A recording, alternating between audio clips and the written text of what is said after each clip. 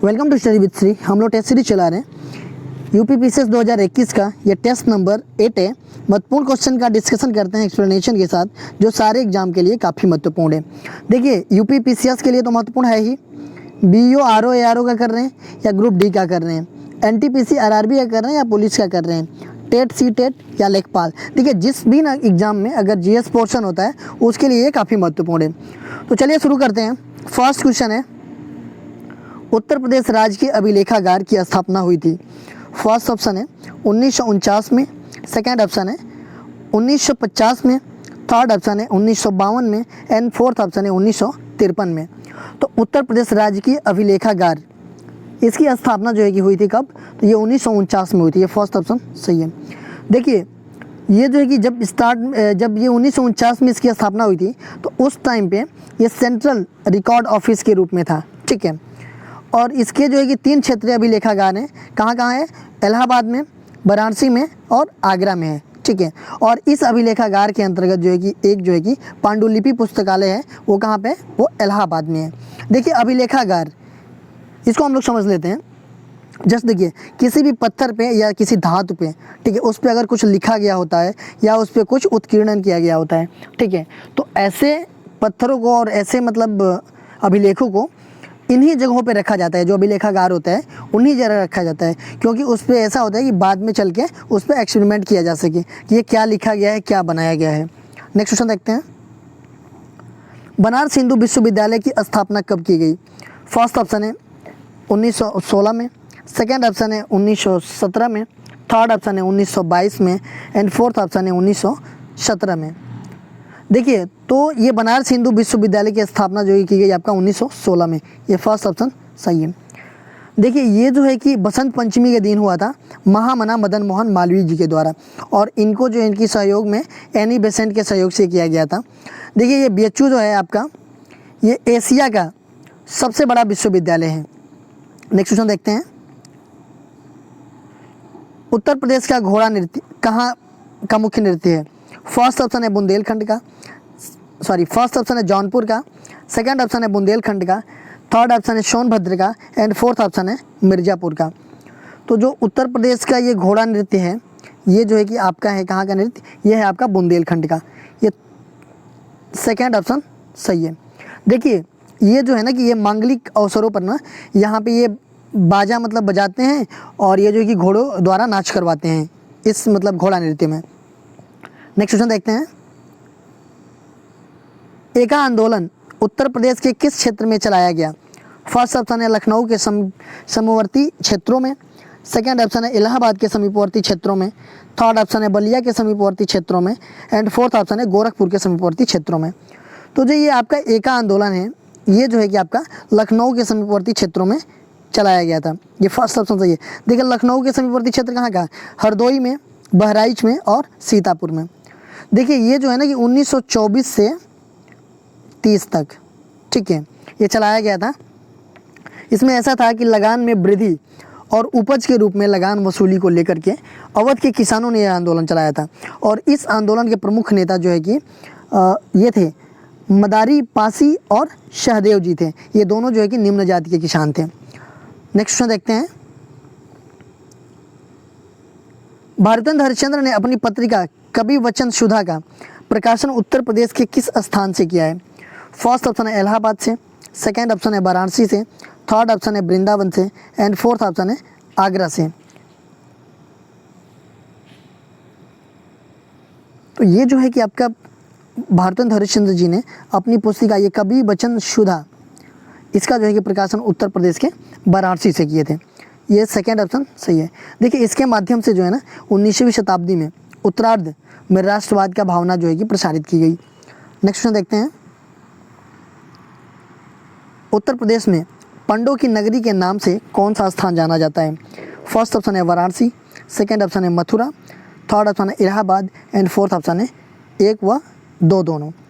तो देखिए पंडों की नगरी के नाम से जो है कि आपका जाना जाता है, ये वाराणसी भी जाना जाता है और ये मथुरा भी जाना जाता है। इट मीन्स कि ये फोर्थ ऑप्शन सही है, 1 और 2। नेक्स्ट क्वेश्चन देखते हैं, बड़ा इमामबाड़ा स्थित है? फर्स्ट ऑप्शन है आगरा में, सेकंड ऑप्शन है लखनऊ में, थर्ड ऑप्शन है दिल्ली में एंड फोर्थ ऑप्शन है सिकंदरा में। तो ये बड़ा इमाम बड़ा कहाँ स्थित है, तो ये स्थित है आपका लखनऊ में। ये सेकंड ऑप्शन सही है। देखिए इसका निर्माण जो है कि 1786 से 91 तक हुआ था और ये किसने करवाया था, तो ये आसिफ उदौला ने करवाया था। देखिए इमाम बड़ा में ही ना भूल भुलैया है और आसिफी मस्जिद भी है और इस इमाम बड़ा का जो सेंट्रल हॉल है वो जो कि दुनिया का सबसे बड़ा गुंबदाकार छत वाला हॉल है ये। नेक्स्ट क्वेश्चन देखते हैं। गाय के दूध में प्रोटीन की मात्रा होती है। फर्स्ट ऑप्शन है 4%, सेकेंड ऑप्शन है 8%, थर्ड ऑप्शन है 14% एंड फोर्थ ऑप्शन है 90%। तो जो गाय के दूध में प्रोटीन की मात्रा कितनी होती है, तो ये होती है आपका 4%। ये फर्स्ट ऑप्शन सही है। नेक्स्ट क्वेश्चन देखते हैं। मिल्क फीवर नामक बीमारी किसकी कमी के कारण होता है। फर्स्ट ऑप्शन है प्रोटीन की कमी के कारण, सेकेंड ऑप्शन है वसा, थर्ड ऑप्शन है लोहा एंड फोर्थ ऑप्शन है कैल्शियम। तो जो मिल्क फीवर नामक बीमारी होती है ये जो है कि आपका होता है कैल्शियम की कमी के कारण।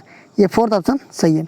देखिए ये पशुओं में होता है ये रोग और ये कब होता है, मतलब जो ज़्यादा दूध देने वाले पशु होते हैं ना उनमें होता है। जब पशु बच्चा देता है ना तो उसके कुछ दिन बाद ये जो कि मिल्क फीवर होता है। जैसे मान लीजिए, देखिए पहला कोई भी जानवर जो है ना कि पहली बार बच्चा देता है उसमें नहीं होगा, लगभग 5 से 10 वर्ष की उम्र में उनके ये बीमारी होती है। और इसमें क्या होता है, पशु जो है कि बेचैन रहते हैं और मांसपेशियों में कमजोरी के कारण जो है कि पशु जो है कि चल फिर नहीं पाते हैं। नेक्स्ट क्वेश्चन देखते हैं। देश में 2011 की जनगणना के अनुसार किस प्रकार के विकलांग व्यक्तियों की संख्या सर्वाधिक थी। फर्स्ट ऑप्शन है दृष्टि विकलांग, सेकेंड ऑप्शन है श्रवण विकलांग, थर्ड ऑप्शन है चल विकलांग एंड फोर्थ ऑप्शन है वाक विकलांग। तो आपका जो कि 2011 की जनगणना के हिसाब से अगर देखा जाए तो सबसे ज़्यादा जो है कि आपका दृष्टि विकलांग की है जनसंख्या ज़्यादा है। देखिए इसका जो है कि फर्स्ट ऑप्शन सही है। देखिए 20.6% जो है कि है और सबसे कम किसका है, तो ये जो श्रवण विकलांग है इसका सबसे कम है, ये 5.8% है। और देखिए अगर ऐसा देखा जाए ना तो राज्यों में देखा जाए तो सर्वाधिक विकलांग जो है कि उत्तर प्रदेश में है। नेक्स्ट क्वेश्चन देखते हैं। 15वीं जनगणना 2011 के अनुसार भारत में अनुसूचित जनजातियों की संख्या 10.42 करोड़ जो देश की कुल जनसंख्या का कुल कितना प्रतिशत है। तो देखिए 15वीं जनगणना 2011 में हुआ था, अभी 16वीं जनगणना होगी 2021 में। तो इसमें जो भारत के अनुसूचित जनजातियों की संख्या है वो 10.42 करोड़ है जो कि कुल जनसंख्या की कितना प्रतिशत है ये, तो ये है आपका 8.6%। ये फर्स्ट ऑप्शन सही है। देखिए अगर ये जो कितनी जनसंख्या है, पूरा जनसंख्या आप लोग बताइए कि भारत की 2011 के जनगणना के हिसाब से कितनी जनसंख्या है, कमेंट बॉक्स में आप लोग कमेंट करके बताइएगा। नेक्स्ट क्वेश्चन देखते हैं। वृक्ष के पारिस्थितिकी तंत्र में से मांसाहारी किस उपभोक्ता के अंतर्गत आते हैं। फर्स्ट ऑप्शन है प्राथमिक, सेकेंड ऑप्शन है द्वितीयक, थर्ड ऑप्शन है तृतीयक एंड फोर्थ ऑप्शन है इनमें से कोई नहीं। तो वृक्ष के पारिस्थितिकी तंत्र में मांसाहारी किस उपभोक्ता के अंतर्गत आते हैं, तो ये आते हैं आपके द्वितीयक उपभोक्ता के अंतर्गत। ये सेकेंड ऑप्शन सही है। नेक्स्ट क्वेश्चन देखते हैं। जैव विविधता ह्रास होने के निम्नलिखित कौन से कारण है। फर्स्ट ऑप्शन है अतिदोहन, सेकेंड ऑप्शन है आवासीय क्षति तथा विखंडन, थर्ड ऑप्शन है विदेशी जातियों का आक्रमण एंड फोर्थ ऑप्शन है ये सभी। तो जो जैव विविधता ह्रास होने का जो है कि कौन कौन से कारण है, तो देखिए ये अतिदोहन मतलब बहुत ज़्यादा दोहन भी हो रहा है, ये भी कारण है। आवासीय क्षति तथा विखंडन ये भी कारण है कि जो कि आवासों को हम लोग जला देते हैं या फिर पेड़ पौधे काट देते हैं तो उनका जो कि आवास खत्म हो जाता है। विदेशी जातियों के आक्रमण ये भी है, तो ये हो जाएगा ऑप्शन इनमें से सभी, ये फोर्थ ऑप्शन सही है। नेक्स्ट क्वेश्चन देखते हैं। निम्नलिखित में से उत्तर प्रदेश की जलवायु कौन सी है। फर्स्ट ऑप्शन है उष्ण कटिबंधीय व मानसूनी जलवायु, सेकेंड ऑप्शन है समशीतोष्ण उष्ण कटिबंधीय जलवायु, थर्ड ऑप्शन है उपोष्ण मानसूनी जलवायु एंड फोर्थ ऑप्शन है ये सभी। तो देखिए उत्तर प्रदेश में ये सभी जो है कि जलवायु हैं, उष्ण कटिबंधीय व मानसूनी जलवायु भी है, समशीतोष्ण उष्ण कटिबंधीय जलवायु भी है एंड उपोष्ण मानसूनी जलवायु भी है। तो इट मीन्स कि ये फोर्थ ऑप्शन सही हो जाएगा। नेक्स्ट क्वेश्चन देखते हैं। चिपको आंदोलन उत्तराखंड के लिए किस जिले से प्रारंभ हुआ था। फर्स्ट ऑप्शन है चमोली से, सेकेंड ऑप्शन है केदारनाथ से, थर्ड ऑप्शन है बद्रीनाथ से एंड फोर्थ ऑप्शन है इनमें से कोई नहीं। तो देखिए चिपको आंदोलन जो है कि उत्तराखंड में किस जिले से प्रारंभ हुआ था, तो ये हुआ था आपका ये चमोली जिले से। ये फर्स्ट ऑप्शन सही है। देखिए ये कब शुरू हुआ था चिपको आंदोलन, ये इसकी शुरुआत जो है कि 1973 में की गई थी। ठीक है, उत्तराखंड में। आज के डेट में जो है कि उत्तराखंड में ये, उस टाइम पे जब उत्तर प्रदेश और उत्तराखंड एक ही थे तो ये उत्तर प्रदेश में इसको मान सकते हैं। ठीक है, तो चमोली जिला की ये गोपेश्वर नामक स्थान से इसका शुरू हुआ था। इसमें ऐसा था कि पेड़ों से ना लोग चिपक जाते थे, मतलब काटने के, जब भी कोई काटने की मतलब कोशिश करता तो ये पेड़ों से चिपक जाते थे। और इसके नेता जो है कि सुंदरलाल बहुगुणा जी थे, जो कि चिपको आंदोलन के प्रणेता चंडी प्रसाद भट्ट के सहयोगी थे ये। नेक्स्ट क्वेश्चन देखते हैं, कृष्णा जल विवाद अधिकरण में कौन से राज्य शामिल है? फर्स्ट ऑप्शन है कर्नाटक, सेकेंड ऑप्शन है आंध्र प्रदेश, थर्ड ऑप्शन है महाराष्ट्र, फोर्थ ऑप्शन है ये सभी। तो कृष्णा जल विवाद जो है कि इसके अधिकरण में कौन कौन से राज्य शामिल है? देखिए, ये कर्नाटक भी शामिल है, आंध्र प्रदेश भी है, महाराष्ट्र भी है, तो इट मीन्स कि ये तीनों शामिल हैं, तो ये सभी हो जाएंगे। नेक्स्ट क्वेश्चन देखते हैं, भारतीय संविधान को 26 नवंबर 1949 को किसके द्वारा अधिनियमित किया गया था? फर्स्ट ऑप्शन है भारतीय संसद के द्वारा, सेकेंड ऑप्शन है संविधान सभा के द्वारा, थर्ड ऑप्शन है ब्रिटिश संसद के द्वारा, एंड फोर्थ ऑप्शन है भारत के गवर्नर जनरल के द्वारा। तो देखिए, संविधान जो था वो 26 नवंबर 1949 को किसके द्वारा अधिनियमित किया गया था? तो ये संविधान सभा के द्वारा किया गया था। ये सेकेंड ऑप्शन सही है। देखिए, भारत का संविधान जो है ना, संविधान सभा के द्वारा 26 नवंबर 1949 को तैयार हो गया था। ठीक है, उसे जो है कि ये भी कह सकते हैं कि ये अंगीकृत किया गया या अधिनियमित किया गया या फिर आत्मसमर्पित किया गया 26 नवंबर 1949 को। देखिए, संविधान सभा में कुल कितने मेंबर थे, कुल कितने सदस्य थे? ये 299 थे। लेकिन जिस दिन ये बन के तैयार हुआ 26 नवंबर 1949 को, तो उस दिन जो है कि टोटल जो है कि 284 सदस्य ही उपस्थित थे। इसलिए जो है कि इन्होंने ही बस वहाँ पे साइन किया। ठीक है, और कुछ अनुच्छेद ऐसे थे जो कि उसी दिन उस अनुच्छेद को जो है कि इम्प्लीमेंट करना था, तो कुछ अनुच्छेदों को उसी दिन इम्प्लीमेंट कर दिया गया, और जो बाकी बचा था वो जो है कि आपका कब लागू हुआ संविधान? तो 26 जनवरी 1950 को लागू हुआ। नेक्स्ट क्वेश्चन देखते हैं, भारत के संविधान में सम्मिलित समवर्ती सूची किस देश की देन है? फर्स्ट ऑप्शन है सोवियत संघ की, सेकेंड ऑप्शन है ऑस्ट्रेलिया की, थर्ड ऑप्शन है इटली की, एंड फोर्थ ऑप्शन है कनाडा की। तो भारतीय संविधान में जो समवर्ती सूची है ये किस देश की देन है? तो ये देन है आपका ऑस्ट्रेलिया की। ये सेकेंड ऑप्शन सही है। देखिए, समवर्ती सूची कहाँ पे है? संविधान में कितनी सूचियाँ हैं? 12 सूचियाँ हैं। ठीक है, अनुसूचियाँ हैं। तो संविधान की जो 7वीं अनुसूची है ना, उसमें जो है कि 3 लिस्ट है। कौन कौन से लिस्ट? एक राज्य लिस्ट है, एक मतलब संघ लिस्ट है, और एक है आपका समवर्ती सूची। ठीक है, 3 सूचियाँ हैं। तो राज्य सूची में जो होता है कि राज्य नियम कानून बनाता है, केंद्र सूची जो है उसमें जो है कि केंद्र नियम बनाता है, और एक होता है समवर्ती सूची, इसमें जो है कि दोनों नियम बनाते हैं। बट किसके नियम जो है कि प्रभावी होते हैं? तो वो जो है कि केंद्र सरकार वाले नियम प्रभावी होते हैं। नेक्स्ट क्वेश्चन देखते हैं, भारतीय संविधान में सन्निहित मूल अधिकारों की अवधारणा किस देश के संविधान से ग्रहण की गई है? फर्स्ट ऑप्शन है फ्रांस के, सेकेंड ऑप्शन है ब्रिटेन के, थर्ड ऑप्शन है संयुक्त राज्य अमेरिका के, एंड फोर्थ ऑप्शन है रूस के। तो जो भारतीय संविधान में हमारे मूल अधिकार हैं ये जो है कि कहाँ से लिए गए हैं? तो ये लिए गए हैं आपका संयुक्त राज्य अमेरिका, यूएसए से। ठीक है, देखिए यूएसए से और क्या क्या लिया गया है? सबसे पहले तो ये समझ लेते हैं कि हमारे मूल अधिकार जो है कि कितने हैं? तो ये हैं आपके 6। पहले 7 हुआ करते थे, लेकिन आज के डेट में 6 है। और संविधान के भाग 3 में 12 से 35 तक इनका जो है कि उल्लेख किया गया है। देखिए, यूएसए से और क्या क्या लिया गया है? देखिए, सर्वोच्च न्यायालय का संगठन है, शक्तियाँ ली गई है। उपराष्ट्रपति का पद यूएसए से ही लिया गया है। राष्ट्रपति पर महाभियोग की प्रक्रिया ये भी वहीं से ली गई है। उद्देशिका का विचार, न्यायिक पुनरावलोकन एंड वृत्तीय आपातकाल, ये सारे जो है कि यूएसए से लिया गया है। नेक्स्ट क्वेश्चन देखते हैं, भारतीय संविधान में कुल कितनी अनुसूचियाँ हैं? फर्स्ट ऑप्शन है 10, सेकेंड ऑप्शन है 12, थर्ड ऑप्शन है 14, एंड फोर्थ ऑप्शन है 15। तो जो हमारा संविधान है उसमें जो ये कुल कितनी अनुसूचियाँ हैं? तो वो है आपका 12। ये सेकेंड ऑप्शन सही है। देखिए, जब संविधान हमारा बना था तो कितनी अनुसूचियाँ थी? 8 अनुसूचियाँ थी। ठीक है, 9वीं अनुसूचियाँ कब जुड़ी? तो ये जुड़ी आपका 1951 में, जब पहला संविधान संशोधन हुआ तो 9वीं अनुसूची जुड़ी। 10वीं अनुसूची कब जुड़ी?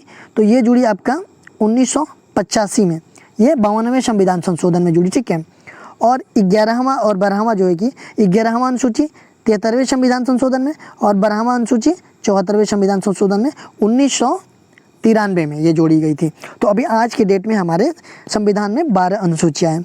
नेक्स्ट क्वेश्चन देखते हैं,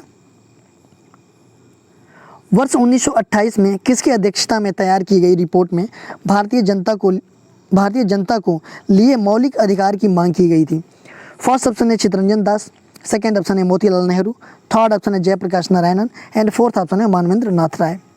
तो देखिए 1928 में जो है कि किसकी अध्यक्षता में जो तैयार किया गया था रिपोर्ट, वो जो कि मौलिक अधिकार की मांग की गई थी, तो वो थे आपके मोतीलाल नेहरू। ये सेकेंड ऑप्शन सही है। देखिए मोतीलाल नेहरू जी के द्वारा जो है ना नेहरू समिति में, ये नेहरू समिति के अध्यक्ष थे, जिनकी रिपोर्ट जो है कि 10 अगस्त को सौंपी गई थी, 10 अगस्त 1928 को, ठीक है। उसमें जो है कि हमारे मौलिक अधिकार की मांग की गई थी, उसे जो है कि नेहरू रिपोर्ट भी हम कहते हैं। नेक्स्ट क्वेश्चन देखते हैं, भारतीय संविधान द्वारा मौलिक अधिकार किन्हें प्राप्त हैं? फर्स्ट ऑप्शन है राज्य एवं संघीय सरकार को, सेकंड ऑप्शन है सभी वयस्क भारतीय नागरिकों को, थर्ड ऑप्शन है सभी नागरिकों को एंड फोर्थ ऑप्शन है देश के सभी निवासियों को। तो देखिए ये जो है कि हमारा मौलिक अधिकार है ना, ये देश के सभी निवासियों को ये अधिकार प्राप्त हैं। देखिए नागरिकों को तो नहीं है, मतलब नागरिकों को तो है ही, लेकिन नागरिक ये नहीं है। वयस्क भारतीय मतलब ये ऐसा नहीं है कि वयस्क होगा तभी उसको राइट मिलेगा, फंडामेंटल राइट। जब से जो पैदा हो जाता है तब से जो है कि उसको फंडामेंटल राइट का अधिकार हो जाता है। तो ये हो जाएगा देश में सभी निवासियों को। नेक्स्ट क्वेश्चन देखते हैं, बाजार अधिनियम नीति किसके द्वारा लागू की गई थी? फर्स्ट ऑप्शन है अलाउद्दीन खिलजी के द्वारा, सेकंड ऑप्शन है मोहम्मद बिन तुगलक के द्वारा, थर्ड ऑप्शन है गयासुद्दीन तुगलक के द्वारा एंड फोर्थ ऑप्शन है इल्तुतमिश के द्वारा। तो देखिए बाजार अधिनियम जो है कि नीति, ये जो है कि लागू किसके द्वारा की गई थी? तो ये की गई थी आपका अलाउद्दीन खिलजी के द्वारा। ये फर्स्ट ऑप्शन सही है। देखिए इसके क्या उद्देश्य था? इसका उद्देश्य ये था कि अपने प्रमुख सैनिकों के रख रखाव के लिए लागू किया गया था। नेक्स्ट क्वेश्चन देखते हैं, किसने सन 1329 से 1330 ईस्वी के मध्य तांबे के सिक्के के प्रतीकात्मक रूप से मुद्रा चलाई थी? फर्स्ट ऑप्शन है मोहम्मद बिन तुगलक, सेकंड ऑप्शन है Firoz Tughlaq and third option है Ghiyasuddin Tughlaq and fourth option है अलाउद्दीन खिलजी। तो किसने था कि 1329 से 1330 ईस्वी के मध्य तांबे के सिक्के प्रतीकात्मक रूप से मुद्रा चलाई थी? तो ये थे आपके मोहम्मद बिन तुगलक। ये फर्स्ट ऑप्शन सही है। नेक्स्ट क्वेश्चन देखते हैं, होयसल स्मारक पाए जाते हैं? फर्स्ट ऑप्शन है मैसूर और बेंगलुरु में, सेकंड ऑप्शन है हम्पी और हॉस्पेट में, थर्ड ऑप्शन है हेलेविड और वेलूर में, फोर्थ ऑप्शन है श्रृंगेरी और धारावाड़ में। तो होयसल स्मारक जो है कि पाए जाते हैं आपका कहाँ पे? तो हेलेविड और वेल्लूर में। ये थर्ड ऑप्शन सही है। कल हम लोगों ने एक क्वेश्चन किया था जिसका आंसर आप लोगों को कमेंट बॉक्स में देना था। देखिए ये था कि उत्तरी भारत में शीतकालीन वर्षा का क्या कारण है? फर्स्ट ऑप्शन था शीतकालीन मानसून, सेकेंड ऑप्शन था भूमध्य सागरीय चक्रवात, थर्ड ऑप्शन था सामान्य मानसून एंड फोर्थ ऑप्शन था व्यापारिक पवनें। तो जो उत्तरी भारत में शीतकालीन वर्षा का कारण क्या होता है? तो ये है आपका भूमध्य सागरीय चक्रवातों से। ये सेकेंड ऑप्शन सही है। देखिए शीत ऋतु में उत्तर भारत में जो है कि भूमध्य सागर में स्थित शीतोष्ण कटिबंधीय चक्रवातों से वर्षा होती है, ठीक है। और जिसे मतलब शीतोष्ण इसको जो है ना कि शीतोष्ण कटिबंधीय चक्रवातों को हम जो है कि क्या कहते हैं? ये पश्चिमी विक्षोभ के नाम से भी जानते हैं। तो ये हो जाएगा आपका भूमध्य सागरीय चक्रवात। आज का क्वेश्चन है ये देख लेते हैं, इसका आंसर जो है कमेंट बॉक्स में आप लोग दीजिएगा। इसका आंसर जो है मैं नेक्स्ट वीडियो में दूंगा। मात्र एक मुट्ठी बाजरे के चक्कर में मैंने अपना साम्राज्य खो दिया होता। इस कथन को आप किस मध्यकालीन शासक से संबंध करेंगे? फर्स्ट ऑप्शन है अलाउद्दीन खिलजी, सेकंड ऑप्शन है शेर शाह, थर्ड ऑप्शन है औरंगजेब एंड फोर्थ ऑप्शन है मोहम्मद तुगलक। तो इसका जो है कि आप लोग आंसर कमेंट बॉक्स में दीजिएगा। इसका आंसर जो है कि मैं नेक्स्ट वीडियो में दूंगा। देखिए आप लोग जो है कि हमें इंस्टाग्राम, फेसबुक से भी कनेक्ट हो सकते हैं। इंस्टाग्राम पे आईडी है स्टडी विद श्री के नाम से ही, आप इससे कनेक्ट हो सकते हैं। फेसबुक पे पेज है स्टडी विद श्री नाम से, आप जो है कि इसको भी लाइक कर सकते हैं। एक ग्रुप है, इसको भी आप ज्वाइन कर सकते हैं। तो यहाँ भी स्टडी से रिलेटेड चीज़ें पोस्ट की जाती है, तो आप लोग यहाँ पे कनेक्ट हो सकते हैं। दोस्तों वीडियो अच्छी लगी तो लाइक कीजिए, सब्सक्राइब कीजिए, शेयर कीजिए। वीडियो देखने के लिए धन्यवाद।